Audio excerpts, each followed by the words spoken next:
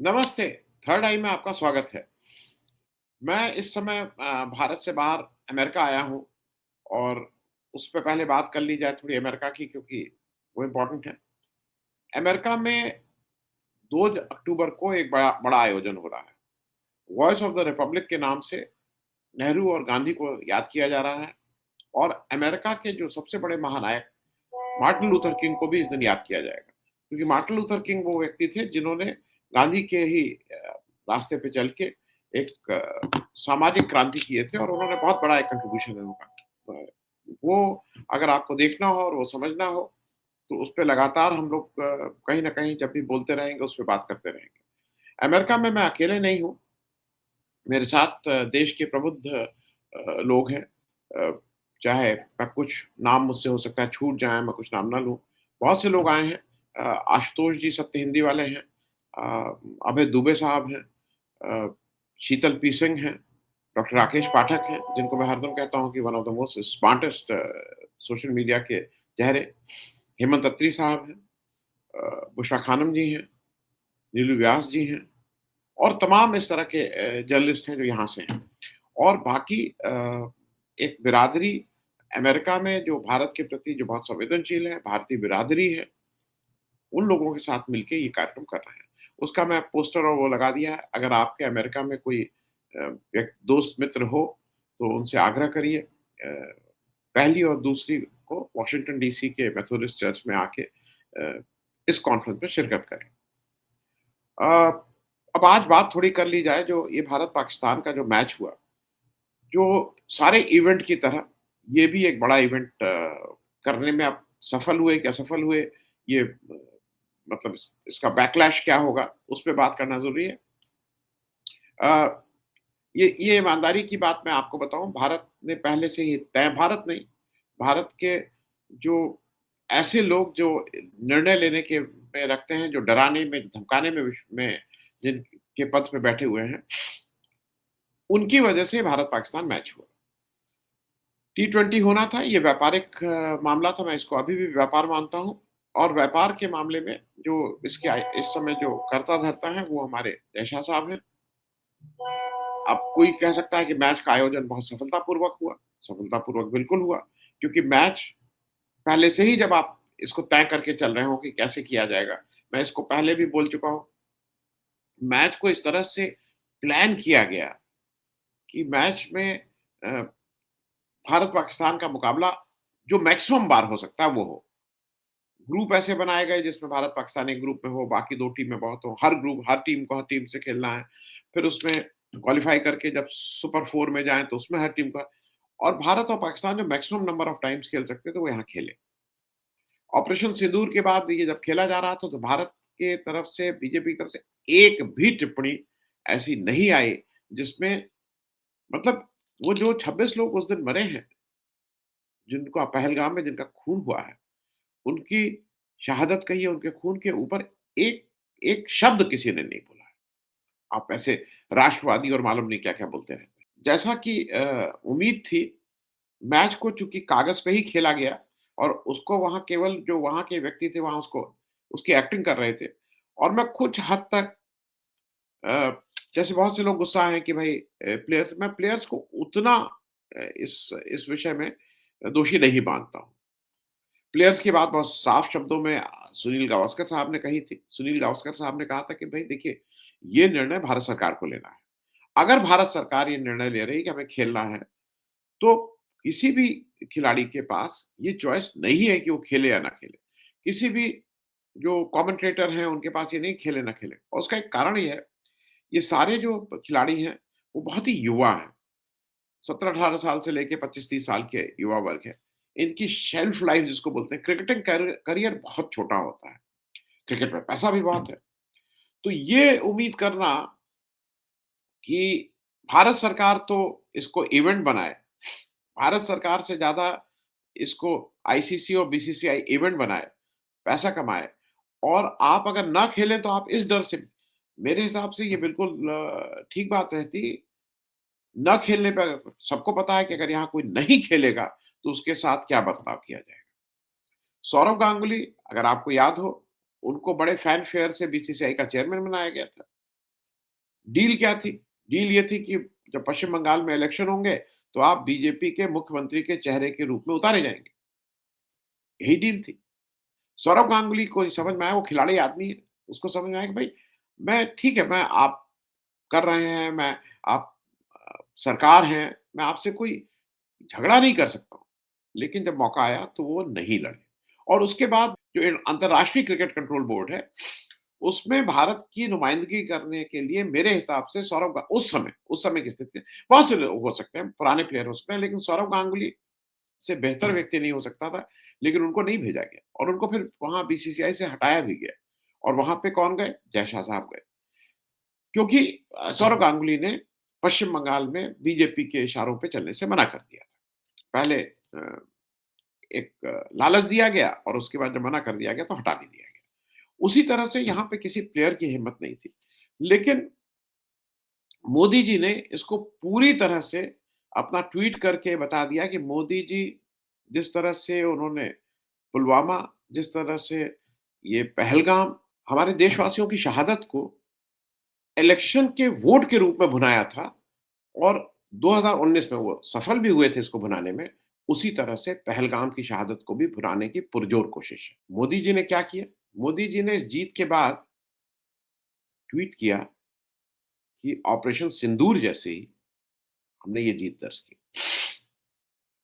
मैं इसलिए इस बात को उठा रहा हूँ क्योंकि देखिएगा ये मोदी जी इस बात को मैं जैसे कहा ना खिसिया के ये बात कह रहे हैं। उनको लगता है कि अभी भी लोग ऑपरेशन सिंदूर और पहलगाम की बात से उनके साथ जुटेंगे, जो मुझे लगता है कि नहीं। अब लोग पहलगाम और उसपे तो गुस्सा है ही। ज़्यादा गुस्सा इस बात से है कि एक तरफ आप ऑपरेशन सिंदूर चला रहे हैं, एक तरफ अभी भी आपका युद्ध चल रहा है क्योंकि ये केवल सीज़ फायर है और दूसरी तरफ आप क्रिकेट खेल के व्यापार कर रहे हैं। व्यापार का भी ज़रा कुछ वो देख लीजिए। व्यापार क्या हुआ? और 2-3 इंसिडेंट हैं उस पे मैं भी बात करूँगा। भारत इस मैच में जो तीसरा जो फाइनल था, पाकिस्तान टीम खेली 19.1 ओवर ऑल आउट। ये सब तय है। ऑल आउट करने पे अलग पैसा होगा, उसपे ये सटोरियों का बिल्कुल मतलब दिवाली थी। जो सबको मोदी जी ने जीएसटी का बोनस दिया है ना, सट्टा व्यापारियों को मोदी जी ने दिवाली से पहले ही, दशहरे से पहले ही एक बोनस बाँट दिया। 19.1 में ऑल आउट। इंडिया 19.4 ओवर्स मतलब मैच के 2 गेंद बाकी रह जाने तक मैच को खींचा गया क्योंकि हर बॉल पे सट्टा लग रहा है, हर चीज़ पे सट्टा लग रहा है। भारत ने 150 रन बना के और अभी मैं हेडिंग पढ़ रहा था, भारत ने पहले आया था 7 विकेट से रौंदा, अब 5 विकेट से रौंदा। ये रौंदा और हराशायी कर दिया, अब इस तरह की बातें हमारा मीडिया चीख-चीख के करेगा। 2 चीज़ें कहना इसलिए आवश्यक है कि उल्लू बनाना छोड़िए अब मोदी जी। ये आप किसको उल्लू बना रहे हैं? एक तरफ मैच खेल रहे हैं, दूसरी तरफ आप मुझे ऐसा लगता है प्लेयर्स को उनके हाल पे छोड़ दीजिए। चाहे वो सैनिक हो, चाहे वो प्लेयर हो, उस सैनिक की, उस प्लेयर की एक अपना कोड ऑफ कंडक्ट होता है। वारसो पैक्ट हुआ है। पीओडब्ल्यू के साथ भी एक सलूक किया जाता है। मैं इस बात को इसलिए कह रहा हूँ कि प्लेयर से आप क्या करवा रहे हैं? आप इस पे आपको लग रहा है कि इससे लोग बहुत खुश होंगे, आप पानी डालने की कोशिश कर रहे हैं। मैच खेलने ही की कोई ज़रूरत नहीं थी और अगर मैच खेले तो मैच की तरह खेलना चाहिए था। मैच में मोदी जी एक एक चीज़ कही जाती है स्पोर्ट्समैन स्पिरिट। स्पोर्ट्समैन स्पिरिट आप में नहीं है। आप और ये बार-बार ये हुआ है। आप दूसरे महिलाओं के ऊपर कमेंट करें, जर्सी गाय बोलें, क्या 55 करोड़ की गर्लफ्रेंड बोलें, रावण बोलें, तब आपको कोई दिक्कत नहीं है। और फिर आपको कोई कुछ कहे भी ना और फिर आँसू पोंछने लगे कि मेरी माँ को गाली दी, मेरी माँ को गाली दी। दूसरे की माँ, माँ, आपकी माँ बाकी से अलग। खैर, यही मोदी जी आपने यहाँ किया। आपने पहले व्यापार बिल्कुल ठीक से किया, मैच खेला और फिर क्या किया आपने? फिर आपने अपने प्लेयर्स से कहा कि तुम जाके ट्रॉफी मत लो और ट्रॉफी क्यों ना लो? क्योंकि वो पाकिस्तान पीसीबी के जो चेयरमैन हैं, मोहसिन नकवी जो वहाँ के मंत्री हैं, उनको ट्रॉफी देनी थी। भारत ने ये प्रोटेस्ट किया कि हम ट्रॉफी नहीं लेंगे क्योंकि पाकिस्तान के मंत्री के हाथ से हम ट्रॉफी नहीं लेंगे। मोदी जी ये किसको बेवकूफ बना रहे हैं? मैं इसलिए कह रहा हूँ मैं प्लेयर्स को इससे बिल्कुल बरी करता हूँ। ये स्क्रिप्टेड है। अगर वो प्लेयर ट्रॉफी ले ले तब उसको दिक्कत। ये कहा गया कि ट्रॉफी मत लो।